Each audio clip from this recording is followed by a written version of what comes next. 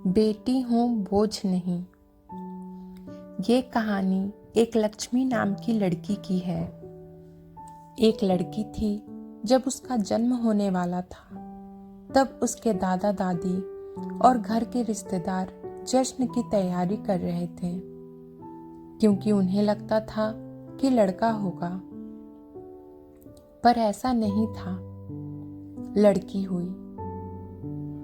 जब लोगों ने उसे देखा और जिस नाम से उसे पुकारा वो था कुलक्ष्मी।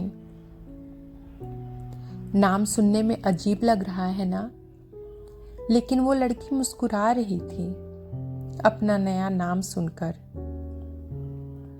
सोच रही थी कि किसी जन्नत में आ गई हूं मैं, लेकिन लोग मुझे छू भी नहीं रहे हैं। ऐसा लगता है मानो मुझे कोई बीमारी है। जो जश्न मनाने आए थे वो भी चले गए। मुझे लोग मारना चाह रहे थे। सोच रहे थे लड़की हूं और बदनामी के सिवा दे भी क्या सकती हूं। केवल एक इंसान जो मेरा पूरा साथ दे रहा था वो थी मेरी माँ, जिसने मुझे दुनिया की नजरों से बहुत दूर भेज दिया। दुनिया की नजरों में तो मैं मर चुकी थी, लेकिन मैं तो अनाथालय में थी। मेरा भरा पूरा परिवार था, लेकिन फिर भी मैं अनाथालय में थी। कितना अजीब है ना। ऐसा कोई दिन नहीं जाता था जब मेरी माँ मुझसे मिलने ना आती हो और मुझे दूध ना पिलाती हो। मेरी पूरी देखरेख करती थी मेरी माँ,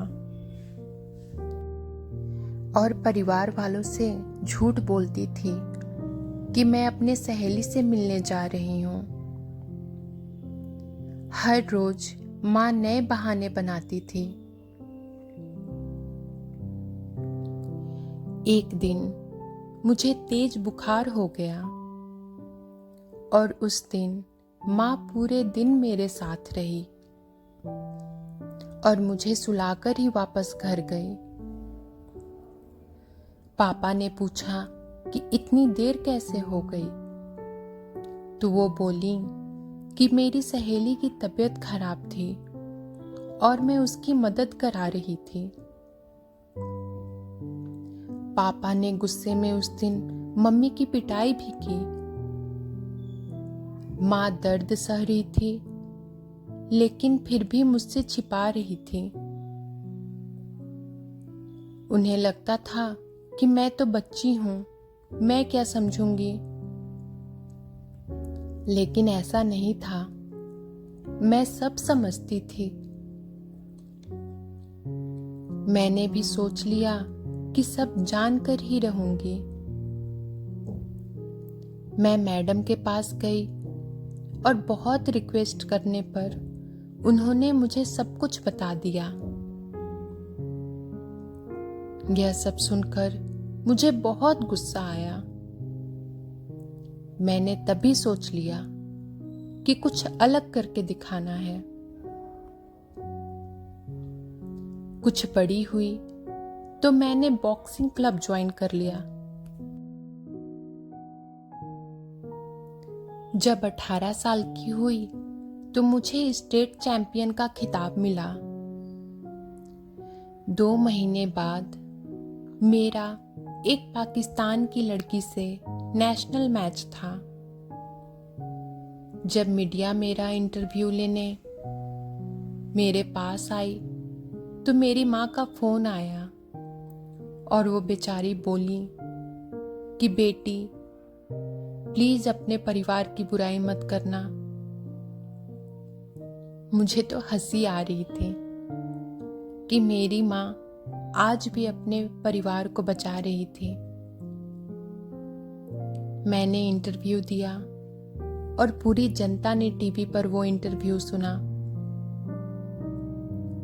शाम को माँ ने बताया कि टीवी देखते हुए पापा बोल रहे थे कि वाह क्या लड़की है, कितना नाम रोशन कर रही है अपने माता पिता और परिवार का। वो लोग तो मुझे छोड़कर चले गए थे, यह कहकर कि मैं कुलक्ष्मी हूं। आज वो लोग मेरे से मिलना चाहते थे और मेरे साथ फोटो खिंचाना चाहते थे, लेकिन आज भी वो मेरी पहचान से अनजान थे कि मैं कौन हूं। ठीक 2 महीने बाद नेशनल चैंपियनशिप का मैच हुआ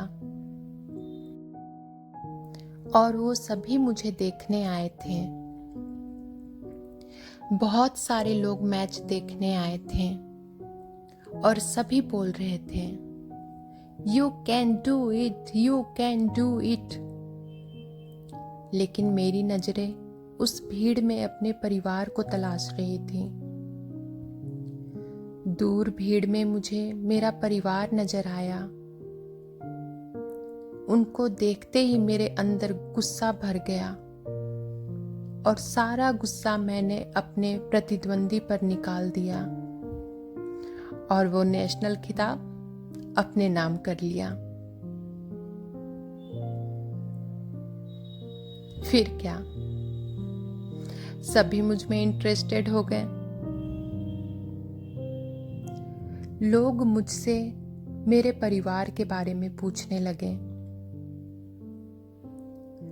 बहुत मजबूर होकर मैंने बताया,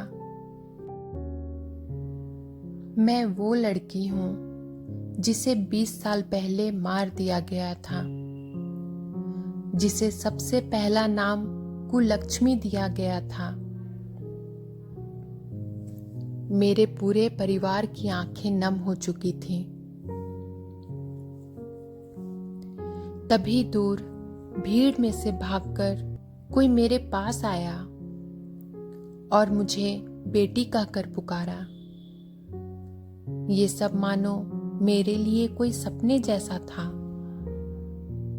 जो बचपन का प्यार मैंने खो दिया था, वो अचानक ही मुझे मिल गया और उसने मुझे गले लगाकर सभी से कहा, यह मेरी बेटी है जिसने मुझे पिता बनने का हक दिलाया। सभी लोग मुझसे माफी मांग रहे थे। जब मैंने जन्म लिया तब मैं केवल एक लड़की थी, लेकिन आज मैं एक बेटी हूं। अब मैं अपने आंगन की तुलसी बन चुकी हूं, अपने घर की मुस्कान बन चुकी हूं। मैं बेटी बन चुकी हूं।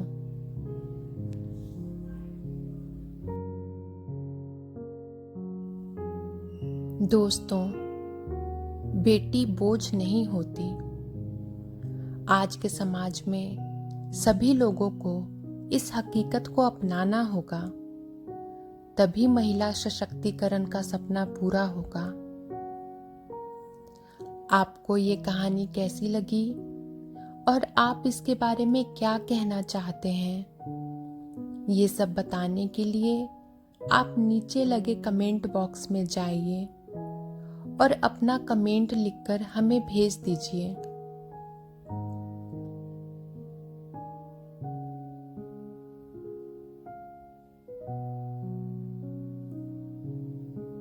दो लाइन जोड़ना चाहूंगी।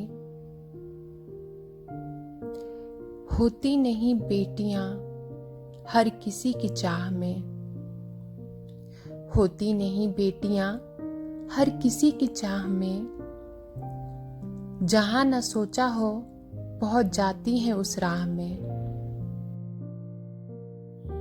जिसने उन्हें पैदा होते ही मार दिया हो, जिसने उन्हें पैदा होते ही मार दिया हो, समझो उसने अपनी बदल रही किस्मत को ठुकरा दिया।